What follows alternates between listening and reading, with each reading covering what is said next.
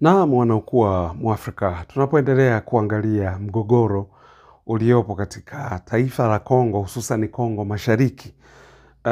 Ni kuwa hatupendi vita, tungetamani vita vingekuwa vilishaisha jana, lakini bado vita vinaendelea kwa sababu ukumbuke vita vinavyoendelea Afrika ni faida kubwa sana kwa upande wa mataifa ya magharibi. Na ndio maana unaona wanajaribu kusababisha vita kwa kila namna. Wanatujua sisi wote ni Waafrika, tunaotakiwa tushikamane tuwe kitu kimoja, lakini bado wanasababisha vita. Kazi yetu sisi ni kukusogezea yale yanayojiri katika uwanja wa vita.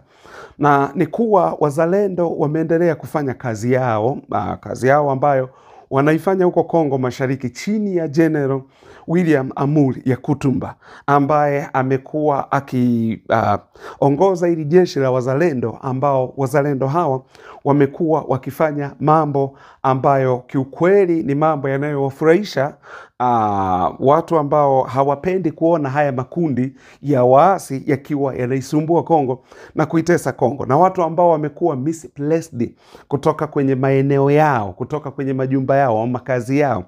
Jaribu kufikiria watu kama milioni 7 hawana makazi tena, hawana pa kuishi. Huku tunaongelea ni huku upande wa Goma huku na maeneo mengine ya sasa hii mashariki ya Kongo. Kwa hiyo baada ya wazalendo kuwa wameamua kuchukua jukumu la kupambana na makundi ya waasi, ndugu zanguni, nirudie tena, makundi ya waasi sio kundi moja pale hapo Kongo, hapana. Kuna makundi ya waasi zaidi ya 120, yanafika hata 140.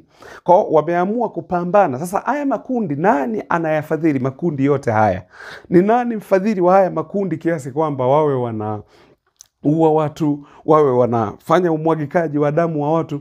Ni kwa sababu ya mali za Afrika ndizo zinazowatajirisha mabeberu uko nje. Kwa hiyo watasababisha vita vya kila namna. Mfano hapa tunaongelea ni Kongo Mashariki, lakini nenda upande wa maeneo mengine, utakutana kwenye misitu mikubwa humo ndani kuna madini. Ndege zinatua alafu zinaondoka. Yaani ndege zikitua zimeleta bunduki, alafu zikiondoka zimebeba madini, zimeondoka nayo madini kwenda huko nje kwa haya mataifa ambayo ni mataifa makubwa. Kwa hiyo ndio maana, kwa sababu migogoro ya Afrika ni faida kwao. Lakini hawa wazalendo tuliona kwa kwanza, maana hapa tunaongelea kundi la M23 ambalo ndilo limekuwa likisumbua sana upande huu wa Goma au Eastern Congo. Na tuliona walichukua Goma, wakaweka viongozi wao wanaowatambua wao, wakachukua Bukavu.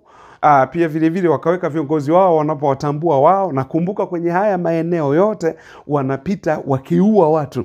Sio maeneo ambayo utasema kuwa wanapita tu hivi no, wanapita kwenye hayo maeneo huku wakifanya mauaji ya watu, na videos ziko mbalimbali. Sasa ndio maana wakasema kweli hata kama nia yao ni kuchukua nchi kama Colonel Nangaa anavyodai kuwa yeye ndiye aliyemtangaza Tshisekedi kimakosa, kwa anataka kufuta yale makosa aliyoyafanya, ndio sasa muue watu. Kwa sababu mkiua watu mtamuongoza nani? Sawa, tuimagine mmeua watu wote, mmeenda kumpindua Tshisekedi. Okay, mtamuongoza nani sasa wakati hawa watu mmewaua? Kwa ndo maana unaona mgogoro huu the way ulivyo. Lakini ni kuwa hawa wazalendo, kama video unavyoona hapa, wameweza kukamata wapiganaji wa M23 ambao walikuwa hapa Bukavu, na Bukavu inaendelea kuchukuliwa na hawa wazalendo, hawa vijana wa General William Amuri Yakutumba, na wameendelea kuichukua hiyo. Na kama unavyoona hawa ni wapiganaji wa M23 ambao walikamatwa hotelini, na ukamatwa kwao hotelini basi ndivyo hivyo kama unavyoona hivyo, kuwa sasa maana yake wanasema tayari hawa M23 wamejikuta wako mikononi mwa wazalendo. Na kwa nini tunaripoti hizi habari au kwa nini tunakupa updates za kinachoendelea huko? Inaonekana huu mgogoro wa Kongo, mahali panapofika ambapo hawa M23 wamechukua miji, habari huaga zinatangazwa sana sana, mpaka na vyombo vikubwa vya habari vya magharibi huwa vinatangaza kweli kweli. Lakini ikitokea wazalendo wamerudisha maeneo ambayo yalichukuliwa na M23, hivi vyombo vikubwa vya habari havihusiki kutangaza. Sasa unakaa unajiuliza kuna ajenda gani nyuma ya? Au ni kwa sababu wao wanafurahi migogoro ya Kongo ikifika pale ilipo? kwa sababu sisi hatupendi migogoro iendelee.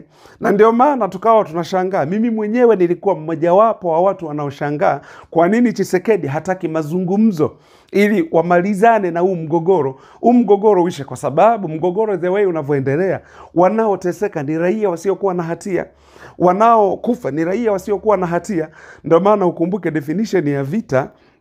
Kumbuke vita ni vijana wadogo wanaoenda kupigana kwenye uwanja wa vita. Vijana wadogo wanakutana kwenye uwanja wa vita ambao hawachukiani lakini wanauana, wakati wanapigana kwa maslahi ya wazee ambao wanajuana, wanachukiana lakini hawauani. Ndio definition ya vita hiyo, namna ilivyo. Kwa wanaoumia ni hawa raia, maeneo ambayo vita vinapiganiwa, ndio hawa raia wanaumia. Umeona? Ndio maana tukasema kuwa hapana, kwa nini kote ambako kumetafuta amani au kumetafutwa kuwa pawe na amani, kwa nini Tshisekedi hataki hiyo amani? Yeye amesema tu ni mbele yao, alafu mwisho wa siku anakuja kusema aya, nimekubali basi tuongee. Lakini kipindi hiki ambacho amekataa, ni watu raia wangapi wamekufa? Ni watu wangapi wakongomani wamekufa? Yani mpaka kufikia aseme sasa nimekubali. Kwa nini usingekubali mwanzo? Ungeepusha pengine vitu vingi, kama nia ilikuwa ni hiyo ya kutaka kuongea na hawa waasi wa M23. Kwa hiyo ndio maana ndugu zangu nasema sisi hatupendi vita. Tunachokifanya hapa ni kukupeni taarifa ya kile kinachoendelea katika taifa hili la ndugu zetu wa Kongomani, hususan Kongo Mashariki pale. Kwa ndio maana unakuta sasa haya makundi ya M23 yakienda hivi, yakichukua mji, yani utaona habari zinatangazwa mpaka kwenye vyombo vikubwa vya habari, lakini wazalendo wakiurudisha ule mji, hizo habari huzisikizi kitangazwa. Sasa tukawa tunajiuliza, kwani mgogoro wa Kongo unanufaisha vipi watu wa mataifa ya nje? Unainufaisha vipi hii jamii ya watu ambao sio wa Afrika?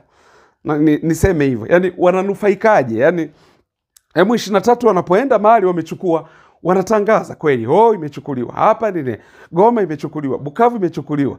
Aya, mbona hawa wazalendo wamekuja wakasema hapana, sisi hatutaki Kongo iwe mikononi mwa waasi, tunataka iwe mikononi mwa wakongomani wazalendo? Mbona wamekuja hapa kuja kupigana hapa, lakini mwisho wa siku ni nini ambacho kinaendelea hapo?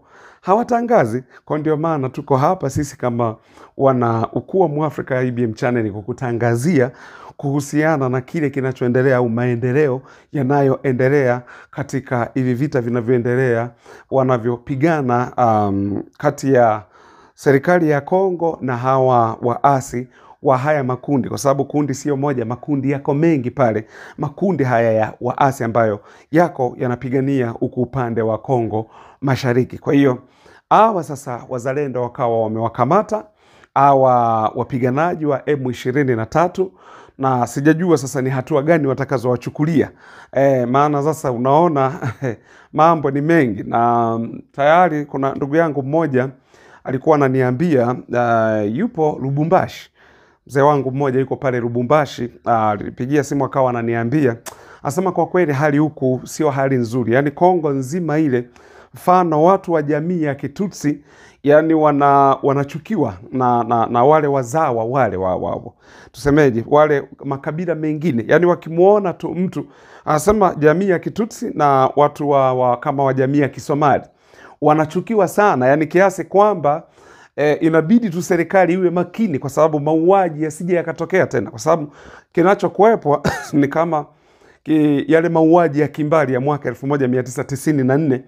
Ukumbuke sasa hatutaki tuelekee tena huko. Ndio maana ya watu kutafuta juhudi za amani iweze kupatikana, au suluhu iweze kupatikana, kwa sababu vita vitaishia kuleta maafa makubwa zaidi. Jamii hii ikichukia jamii ile nyingine, na ile jamii na yenyewe ikiwa inajitetea, sasa hii naye kwa inakuwa kidogo sio afya, hasa kwa sisi wa Afrika. Mwisho wa siku sisi wote ni wa Afrika, lazima tuje pamoja, lazima tukae pamoja. Kwa hiyo ndio maana tunaripoti kile ambacho kinaendelea katika ili taifa ambalo ni taifa la ndugu zetu wa Kongomani. Tunaendelea kuwaombea amani, kuwe na amani hapo Kongo, na jamii hizi ziweze kuishi kwa pamoja, kwa umoja, lakini kila jamii kiheshimu tamaduni za jamii nyingine. Ndicho tunachowaombea sisi ndugu zetu wa Kongo. Hatupendi vita jamani. Yaani Afrika miaka zaidi ya 60 ya uhuru bado tunaendelea kupigana. Hii ni aibu. Ni aibu kubwa sana. Hatupaswi kuendelea kupigana. Tunapaswa tuendelee kuwa wamoja, tuendelee kuwa na umoja katika Uafrika wetu.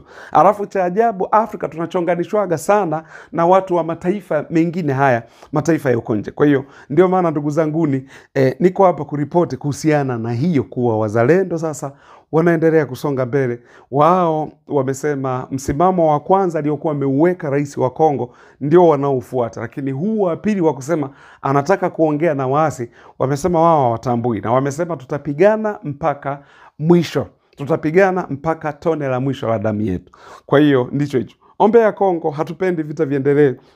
Tunatamani ndugu zetu pia wawe na amani vile vile, waanze kujenga nchi zao, waanze kujenga jamii zao na miji yao. Asanteni sana.